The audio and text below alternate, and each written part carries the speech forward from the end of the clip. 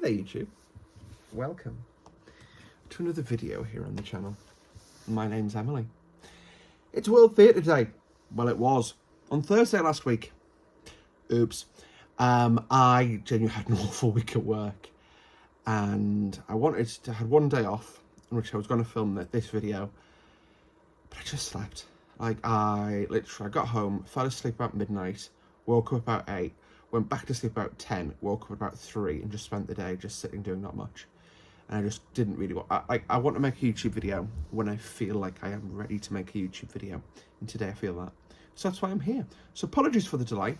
But Thursday or Friday last week was World Theatre Day. Pretty cool, pretty cool. World Theatre Day. So like I say, I make no secret of the fact I love the theatre. I just love going and seeing a show. I'm really fortunate with my current job, with my current company. Because I work in the railway industry, I get free unlimited standard class travel. So I can basically just go to London and see a show on the West End if I've got the day. As long as it finishes in time for me to get the 10 o'clock train home and I can afford it, I can go see it, which is really cool. So I've seen all sorts on the West End. I've seen Hamilton, I've seen Wicked. We did that in the same day. It was one of the best days out ever. We went down to London, saw the matinee show of Hamilton, had dinner. So we went to one of the parks, Betsy Park, which is amazing, and then saw Hamilton, then went basically across the road and saw Wicked, and then got the sleeper train home and ended up in the wrong city. It was over a year ago now, or about a year ago actually. I swear blindly that when I spoke to the agent on telesales for Caledonian Sleeper, I said, yes, can I have a ticket from London to Edinburgh? It's my fault for not checking the ticket. Went to Glasgow. Which honestly, so we were going to like get off really early in Edinburgh and then go up the Fife Coast for a bit. And actually, I think it was probably better that we went to Edinburgh. It was one of those really weird experiences. So wake up in Glasgow. I love Glasgow Central. Glasgow Central there are two amazing stations in Glasgow: Glasgow Queen Street and Glasgow Central, the two big termini. I've not seen any of I've not been to sort of Wemyss Bay down there. I'd love to do that as well. But Glasgow Central, you sort of wake up, you get off the trains. Wow. So we walk over towards Glasgow Queen Street, and there's this little cafe on the corner, and it gave me sort of major "this is a comedy scene" vibes. So it was, sorry, I'm going off on a tangent here, but it was this, basically, if you looked at it and what does this person do for a living, she was an actress. And this guy who was, the talented, sort of underappreciated, really pretty girl, and the immigrant boss who's a little bit rude at times, but is actually really funny. That's basically what the vibe that cafe gave me. But I couldn't do that without my current job, and just seeing two amazing shows and then wake up the next day in Glasgow. Like, what an experience that was. Anyway, but I just want to give some quick shout outs to just 3 shows. I was going through my little thing of programs, little drawer of programs. I always love to get a program when I go and see a show. Sometimes if I'm broke, I don't get one because I'm broke. But yeah, so Newsies. Newsies was a lovely show in the West End. These are all finished now, sadly, all these shows. Newsies should be hopefully coming back this year. My theory is we may see it at Theatre Road Drury Lane when Frozen closes. I don't know. But Newsies, we love Newsies. It's about the 1900 Newsboys strike in New York City and how they form a union because it's unfair the way they're being treated at work, and they succeed. This ran during the height of the RMT strikes. I'm a member of RMT and I'm pro-strike action. I make no secret of that. But in my job I was in, strikes fucking sucked. My team, Sod's Law, would be in the call centre when strikes were announced. And RMT, and this is something I fed back through all of the reps I know now, so it won't happen again hopefully, would announce the strikes about 4 o'clock on a Friday night. This meant that we would just get hammered. If we were on back shift, the other teams would go home about 5 and 6. So from 5 or 6 o'clock onwards, you're on your own. So that's about 8 guys answering all the calls. you could literally plot when the news was running news about the strike announcements, because our call volumes would do that for about 10 minutes. And you'd get that for about 2 weeks. And it was awful conversations. Like I say, I'm pro-industrial action, don't get me wrong. But I understand it has an awful impact on people. And I understand that due to the conversations I had. Conversations like, I need to get to this hospital to see my child who's in specialist care. And at that point, it was an awful conversation. I don't think I did. I don't think I came across as being the right person for this, because I was that emotionally drained that I just kept repeating the company line, because I was done. I couldn't do that job anymore. And then at the end of that, you lose a day's pay because you're on strike. Like I say, I fully support the need for strikes, but they're awful, both for the staff and for the punters. Anyway, but what I loved about Newsies is there was times during the dispute that it just felt like it wasn't going to end. I remember when there was obviously the last payoff before the end of the dispute now. Someone basically said this offer not being accepted as an option, and I literally had a panic attack, because I can't cope with the idea of dealing with more strikes.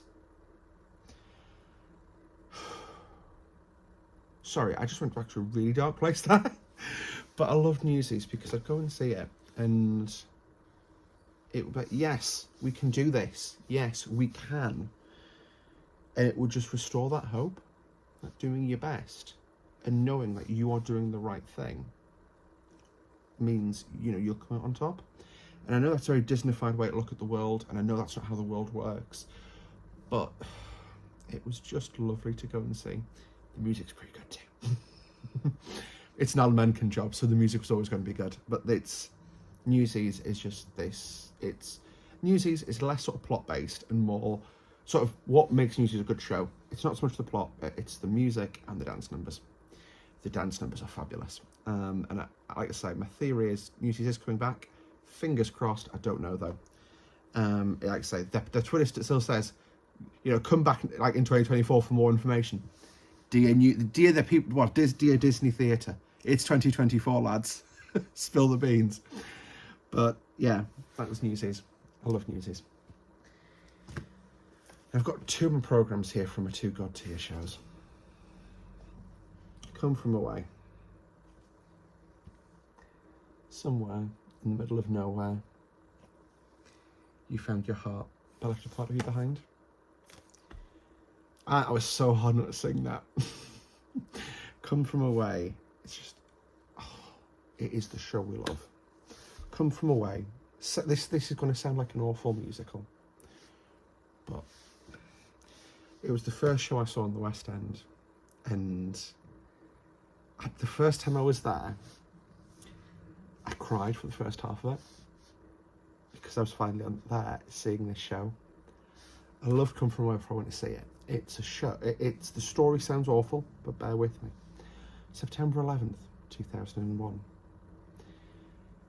Terror attacks of 9/11 were awful, and US airspace closed for 5 days.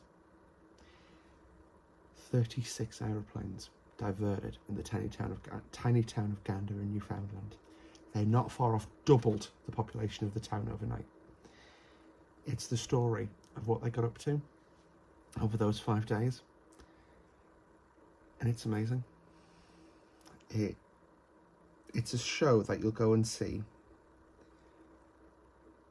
and will just reaffirm your belief in humanity. You laugh, you cry. It's amazing. It's all true. Some of it's a bit merged together. So, for example, Janice Moshe, I'm not sure, I probably butchered Janice's name, I'm sorry. But it's basically, there's 2 people in the town. One was the radio person, one was the TV person, and they combined them into one character just because it's a really small show in terms of cast. It's really minimalist in terms of cast and set. But it is awesome. It's like I say, so the person who plays Janice, but I say the show in general, it's all true stories, and if you look on YouTube, there's Cut From Away. After this video, not yet, Cut From Away, which is... It's the shows that were cut, and there's the Claude song at the end, which is Washington. I'd love to learn that song. But I've got to move on to my final song, my final musical, which is The Little Big Things. This show changed my life. I have never seen a show 5 times before. You can see my program's a bit soggy and it's all sort of dog-eared here. I got drenched because I took this with me 3 times. I got drenched because I took it with me 3 times. It's just a wonderful story. And I'm not going to focus on the story of this one. This is one to go look up on YouTube. They did their All Variety performance and they're Olivier nominated. It is brilliant. Okay, I'm literally sitting here looking at it and like... What I'm going to do actually is I'm going to cut to a little bit in the past now actually, when I went to the Edinburgh Fringe. And I saw a show called Unstitched. Unstitching. Written by an artist, written and performed by an artist who's fairly local to me actually. Well, I believe they're from the Northeast originally, but now live in the Northwest. A person called Ruby Shrimpton. Now, it's one-man show. I can't explain the plot to you. But it is the first first piece of theatre I've ever seen where I walked out at the end and said to my friend Hannah, who I went with, I go to see a lot of theatre with Hannah, and it's the first time I went to a show and said, what she did, I want to do that. And it's actually inspired me to write my own one-woman show. It's been sort of tinkered with, then left, then tinkered with, and then left. And I thought, I actually feel about ready now to share very much a rough cut of it, and not a rough cut, but a rough cut of one scene, which to me just underscores the magic of the theatre today. So what we're going to do, I'm going to do a jump cut, and I'm going to read the scene to you. Please note, I'm not going to act, obviously. I'm sitting down on a stool. This is the most movement I can do, and I also try and hide that behind my head. But it's very much a draft. This isn't going to be the final product. I'm hoping it will be on. But if it isn't, at least you get to see this. All right. See you guys on the flip side. Hey there, everyone. Welcome back. So, this is an excerpt from a one-woman show, The Voice. This is, like I say, it's a true story, everything in here. And it's just an excerpt of one scene, which I thought was really relevant to today. And it's called How Theatre Healed Me. So I make no secret of the fact, I really love musicals. Sue me. I'm really good at being sad, and I just want to be happy, and the right show does that. Newsies, the 1901 newsboys strike in New York. Teamwork and doing your best saves the day. Les Mis, they all get shot and die. Okay, maybe not all shows. There's a magic of going to the theatre. Just getting out of your head for 90 minutes and being transported out of this world in 1930s Berlin or the Emerald City. Or Portugal in 2009. Bear with me. I'm really lucky. I've seen quite a few shows on the West End. I've got 3 shows in my God tier. Not just a really good show, but something that couldn't be better in any way. Come From Away, Operation Mincemeat, and The Little Big Things. The last of those shows, The Little Big Things, or TLBT for short, changed my life. The show tells the real-life story of Henry Fraser, a 17-year-old rugby player who goes on holiday with his brothers. He dives into the sea and hits the seabed, breaking his neck and becoming paralysed from the neck down. Sounds like a really bad idea for a show, right? No, it's bloody brilliant. I've never cried so much in the theatre or seen a show 5 times in 6 months. During the show, there are 2 actors who played Henry. The man Henry is played by the phenomenal Ed Largan, and the boy Henry is played by the equally talented Danny Amiers. After the accident, the man Henry takes over from boy Henry. It's a bit weird to try and explain, but he discovers he's a really talented mouth artist.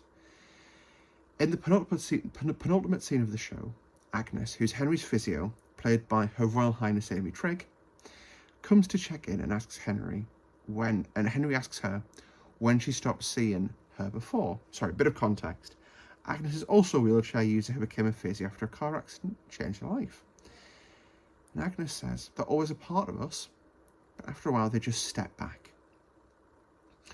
The two Henrys then paint a picture together. Okay, bit of a scene break. This is actually the picture from the show. It's been slightly updated with the TLBT, but this is actually the picture they paint together, and it's wonderful. Back in character. Someone's just knocked the power off. No, someone hasn't knocked the power off. I've run out of charge in my light. Oh well. We're finishing this scene. This is my 6th take.